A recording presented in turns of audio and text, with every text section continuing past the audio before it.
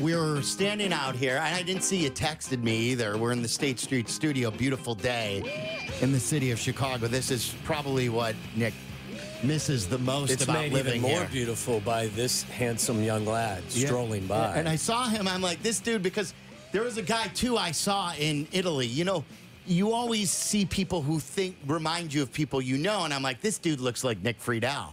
And so he has been traveling.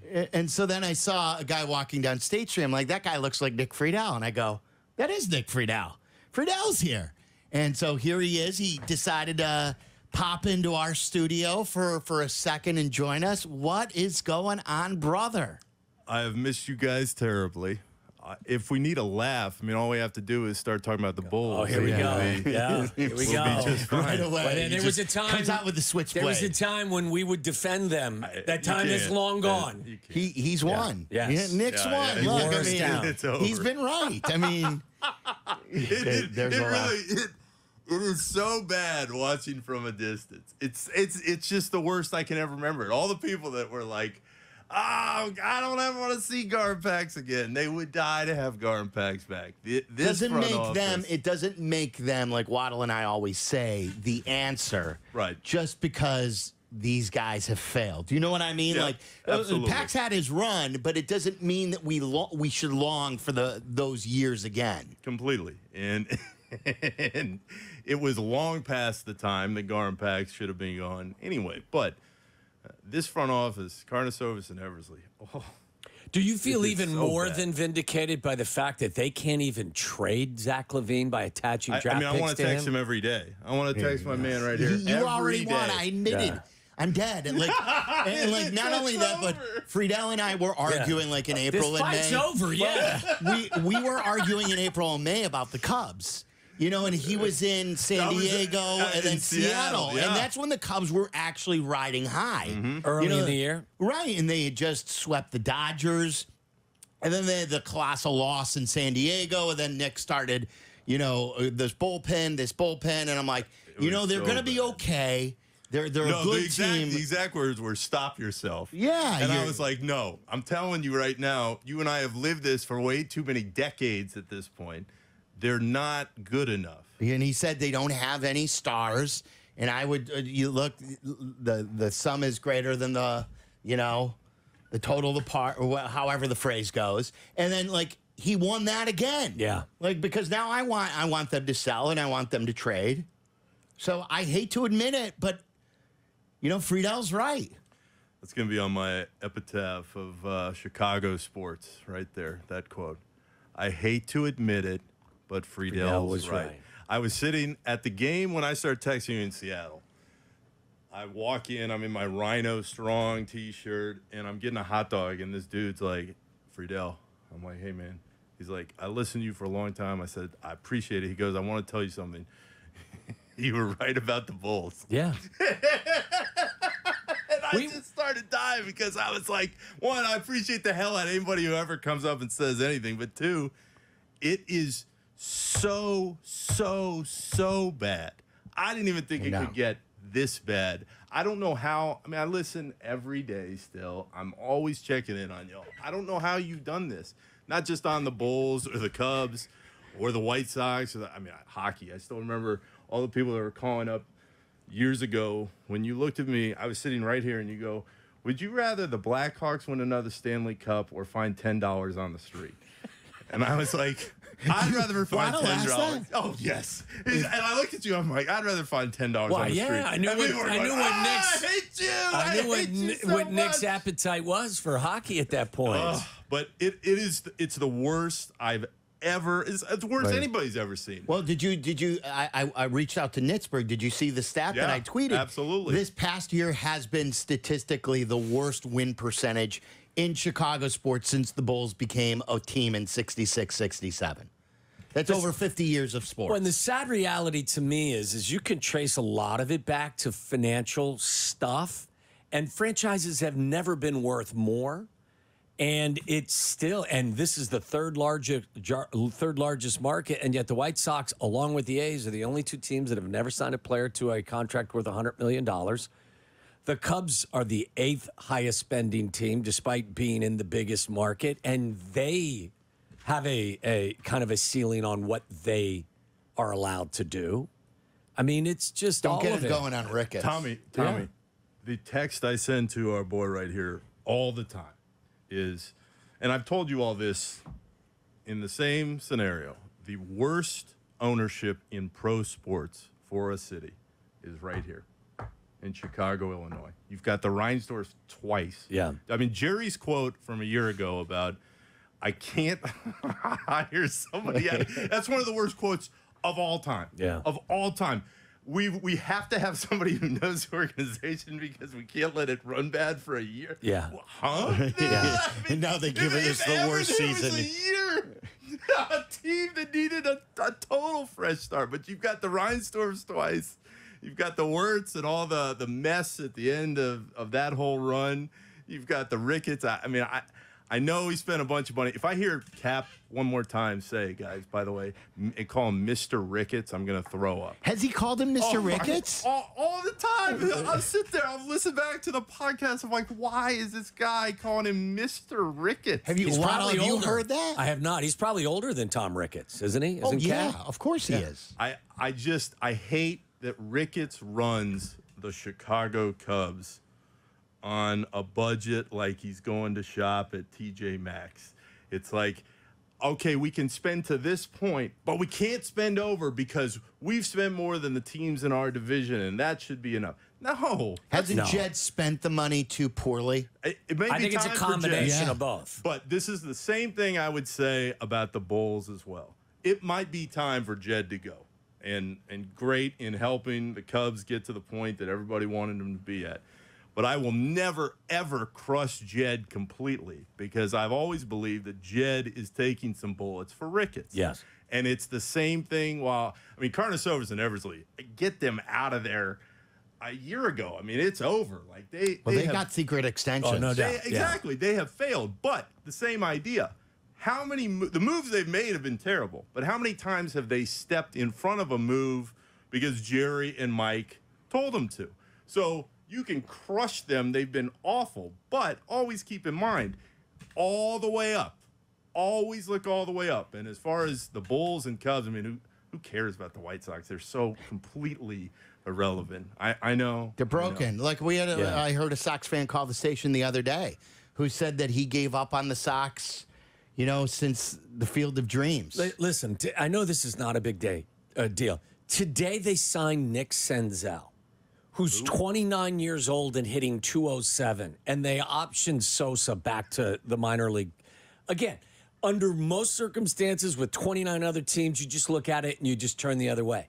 Why are you claiming Nick Senzel off of, what would be the waiver wire in other sports to add to your team? Meller, can you explain that to me? Like, what is Nick Senzel doing for the White Sox? Well, this White Sox team, he slots right into your cleanup spot. Why can't that? Sosa's been good, too. Well, that's my point, Charlie. Why not? He hasn't been great, but if you're going to give at-bats, give them to a 25-year-old in your system, not Nick Senzel, who was just cut loose by who, the Nationals? Yeah, and he was a Red for a while. He was on your team. Several years. It doesn't make any sense. It's miserable. The Bears better be good. Yeah, don't tell me you've got a hot take that they suck too. Well, because I just hate that. I'm like Cap told me, and I wanted to see what y'all thought. Cap is talking to me like a month ago, and he said the only team that has been more hyped up in the last 20 years, whatever, in Chicago, more than this Bears team is the Cubs in 2016. And I said, Cap, what about wait a the minute. Bulls teams? Yeah, what about the Derek, yeah, Tibbs, Joakim Bulls? And he said, no.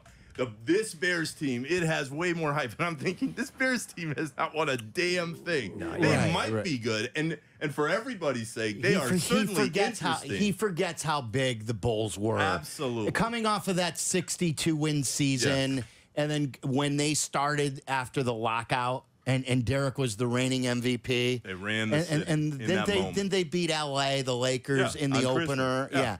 And they had the best record again, and the hype to then get back to face Miami again that year when they had a better team before Derek blew out the knee. Like, he can't tell me. Like, there may be, if Caleb is good and you finally get a great quarterback in town, it may get to a place that's higher.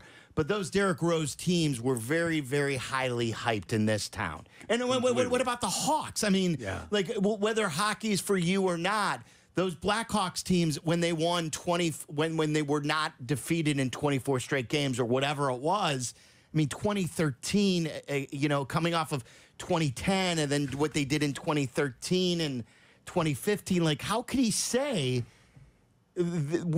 while this has been a bad spot, there have been some really highly hyped teams in this town over the last 20 years? There have been some moments and some fantastic moments. I think from a distance now, as I watch all of this unfold, the part to me that is so striking all the time is it's not fun. Yeah. Like watching watching a Cubs game. Oh my They're God. bored. They're boring. They're so boring. You want a stat real quick? Because I had this for later, and then we'll get to the Bear stuff. But Waddle wanted to put them under the microscope yesterday, and I think, like, as they start again tomorrow, and like a lot of people say, well, let's see what they do against the Diamondbacks, and let's see what they do the series after that. Let's see what they do here over the next 10 to see leading up to the trade deadline on what direction they should go in. The Cubs are 47-51 this year. Last year, they were 83-79. That equals a very equal 130-130 over the last 2 years. This team is smack dab a 500 team. They are perfectly mediocre. 9 games is not going to tell me, even if they go 8-1, that they're any more qualified to do any damage in the postseason this year. That is 260 games of evidence that this baseball team and this core is just an average mediocre team of 130 and 130. And if you need 9 games, God help you, because then you're looking at it too much of a micro level. You're going to pay bad money over bad money, because whatever the phrase is, because throwing good money after bad money. Good money after bad money. Yeah, that's it. That's the one I was looking for. Like. He's still on. I'm still on one foot in Italy. Yeah. Listen, the only question I would have for you, and listen, if they up there, they put the for sale sign. That's fine. What do you got to sell? Bellinger's hurt. Yeah. Well, I mean, whatever you sell, you sell. Yeah, that's so fine. Whatever you sell, you sell. Yeah, that's fine. You get rid of it. Yeah, that's it. Yes. And then you retool for next year. But you don't put anything into this year's team. This is a house that's broken. This is a house or a car that is beyond putting any more money into. And then you'll regroup next year. I would say this, though. If I was your team, I would be totally open to making deals that were beneficial for the franchise for years to come. Sure.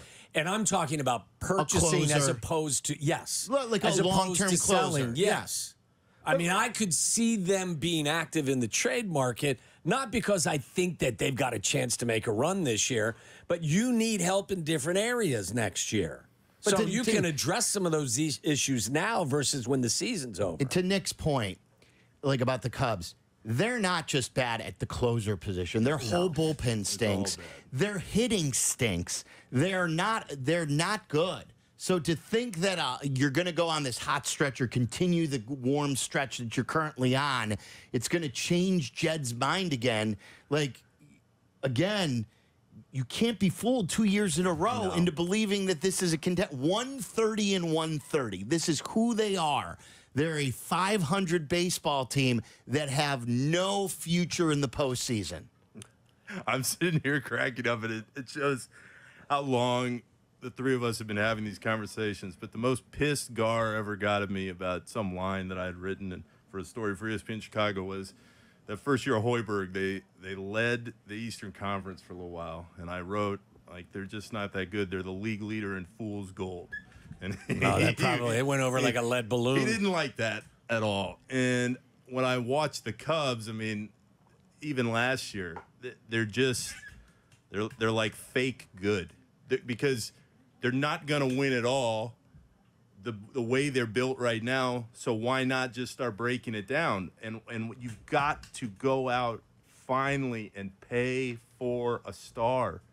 have to go get and pay for a star. They won't pay for Soto. We talked about this last year. Like, you may not get Shohei, but you better be out there, competing for his services. Same thing with Soto. Like, you're in the third largest market. You've got to. They've done a brilliant job building what they've built up there in terms of the infrastructure and the revenue producing. Yes. Or if you want to go get Crochet, like if the Sox do want to trade Crochet, go get Crochet. Go get him and pay him. Listen, I talked to him I think about it's Robert. foolish. I would, and you just can't. You constantly what I hear is, well, we're eighth in payroll. We pay people. We just, you got 3 guys on your team. You're paying $20 million or more. The Phillies got 7 of them. Like, the Phillies are spending money. Do you realize they've got 2 guys on their roster that they gave $300 million contracts to? Trey Turner and Bryce Harper. Like, that's a big market team in their approach. They're looking for superstars, and they're willing to sign the checks to bring them to town. You can't sell me that the Cubs are in the same the same situation, and you can sell me on them having the 8th largest payroll. I don't care. I just gave you the statistics on the Phillies. 7 guys make $20 million or more. They get 2 guys that have $300 million contracts. You join that crew, and then if you don't get to the top of the mountain, then I'll say, hey, listen, at least you took your swing. Yeah. It's so what are you in town for? Can you say? We can say we are in town to celebrate my man Dave McMenamin's bachelor party. So we'll be bouncing around the city. We're going to Wrigley. How'd you guys choose Sunday. Chicago? Yeah, that's right. McMenamin's not from here, right? It was the middle because he had a bunch of friends from the L.A. area, and he has a bunch of friends from the East Coast. And he's in it. For those who don't know, Dave McMenamin covers the Lakers, right? LeBron? He covers LeBron. Yeah, he covers LeBron. He covers the Lakers, but he covers LeBron for ESPN. But there is no better city than this place. Amen. There's certainly no better city in the summer than this place. I feel like I'm Charles Barkley, just always telling you all, no better summer city in the world than Chicago. But the reality is, we're going to be here for a few days. It's going to be great. I can't believe that you're the ringleader. That's awesome. Are you the host? No, the host? His brother the is host the host with the most. I'm the host on the side. Okay. I'm just having so many flashbacks now, sitting in this chair, thinking about all the things that we have lived through, and all the. I was thinking about this the other day when I saw the NBA ratings and the NFL ratings. The single worst take I've ever had sitting in here was like 10 years ago when I told you all that the NBA was going to push the NFL. Oh, yeah, that was dumb. Not overtake that was the dumb. NFL. That was dumb. But they were going to push them. Yeah, that was dumb. The NBA, I am really concerned that it is going to slide even more once Steph and LeBron go. Because Steph and LeBron have carried that torch for so many years. And I think it's going to just start to move. They have such an international appeal, and a lot of the revenue comes from an international perspective or space. So who's got that? I mean, who's got that international appeal like Steph or LeBron that could help propel them? You may have that lull like you did after Michael. Remember, the league wasn't a likable league. Even though Iverson was great and Vince Carter was great, there was that like early 2000 period where it wasn't a likable league. Well, it took till LeBron and Wade and Carmelo got into the league when it became a more likable league again. Maybe this becomes Bronny's league. Oh, jeez. That won't happen. Like, I got to tell you, I don't mind. I really don't mind that he's on the Lakers. But what I hate is when I hear the promos and say, today in Summer League, it's Bronny and the Lakers taking on. But this ties into the same point. Why is that? It's because people know Bronny. Yeah, because people watch, I guess. They but followed it's not his fault. I It's know. not I'm his not fault. blaming him. I'm blaming them. But it ties in perfectly. Bronny bounces back with 12 points last night. We were getting texts from come on, Bronny. Well, he hit a 3 tonight. Yeah. Like I saw that on my ESPN feed. Like, Look, Jalen Bronny Brown. hits a 3. He hits first 3. Jalen Brown got it right. I mean, he may not have been advertising it to the he public. He didn't want to get it right publicly, he did get but it right. He did get it right. 100%. Yeah. 100%. All right, a real quick prediction before you go. Will Zach LaVine be traded before the season starts? I mean, they're truly who wants him, which was my point. I mean, this was my point. Collie too. says maybe When the the Clippers Clippers. take him? I mean, what kind of draft capital are the Bulls giving up? not This much. is You what see you and that I they were just fighting about gave- 4 years ago. You have to make this. You have to sign him to the max because you got to be able to get an You would asset lose him back for in nothing. Yeah, I return. thought they would get something for him. They I just never sent thought. Russell Westbrook to where was it? Utah, Denver. Yeah. And was it Denver? And they had to Right? give a second-round pick. I thought it was Utah. Utah, but, then Denver. yeah. Then Denver. Oh, then Denver. Okay. Yeah. Well, it's the worst I can ever remember it with the Bulls. I mean, it's just the truth. They are so far away from being in the conversation again. And the worst part for Bulls fans is they've got the wrong people running up top. And Jerry and Mike aren't going to sell the team, but Karnisovas and Eversley. But Nick, the one thing, and I know you got to go, but like I'm not defending them, but when ownership tells you we're not going to dismantle this team so that we can find ourselves in the play-in tournament and get one more gate before the season is out, like that just kind of summarizes all of it, right? It's a perfect summation, and it's why there's no quick fix and nothing's going to change. But what I would tell anybody who says, oh, well, ownership did this and this, pretty Right. much every move that the front office has made the last Hasn't few worked. years Yeah. hasn't worked. Yeah.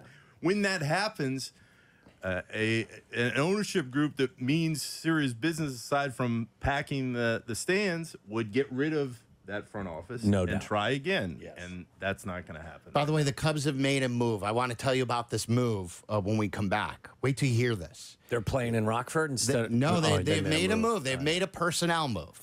I will let you know what that is. Speaking of the Cubs, I want to get to football. What concerns you most about the Bears? I'm very, very bullish. 10 wins, and I believe they're making the postseason. There's a bald-headed guy that usually sits in that chair. I actually heard this argument One like of 7 5 in the years NFC, ago. Nick. That's all I'm saying. Bears One are of going to win 7. 10 games this season. The Bears are going to win 10 games. Nick- Mitch Trubisky's the next Nick, Hall of Fame quarterback. Nick, you usually are the voice of reason. I ask Get you, outta here. No. how many wins do you have them Yeah, what do you having? have, the Bears? What's they what won is the 7 over-under? last It's like year. 8, 8.5, I believe, isn't it? I think they're going to be at 8. I think 8. There's kid- too much hype. There's All right, get too out. much. Now you get out. You now get go out. Get, No. go If start only I could drinking. go- You're going to start win one drinking. more You know what, game you know what after I'm last thinking year? about now? Walking across the street to Ditka's and telling you the Cutler's not that good. I mean, it's all. Now all you coming have to together. go. Now you have to go. I love y'all. All right, see. I Love you back. All right, see ya.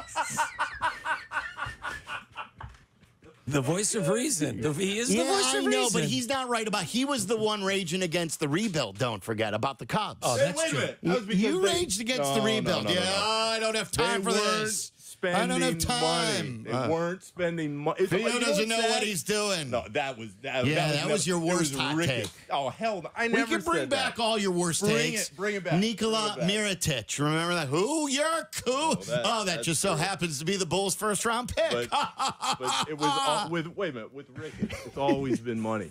It's always been money. It was All right, never get a out. team. You got to go now. You talked poorly about the Bears. Well, no, now you've gone it too was far. Cutler. Cutler was the one. Yeah, that was. When you piss off Waddle, you've gone too far. I love y'all. All right, so we'll we get talk into. to you more frequently than we talk to Cutler these days, though. So That's true. Reason. We've seen you way more too. That's right. All right. We'll tell you about the Cubs personnel change, and we'll get into Bears. What concerns you the most, and we'll open up the lines for the rapid reaction. It's all coming up on Waddle and Silvy.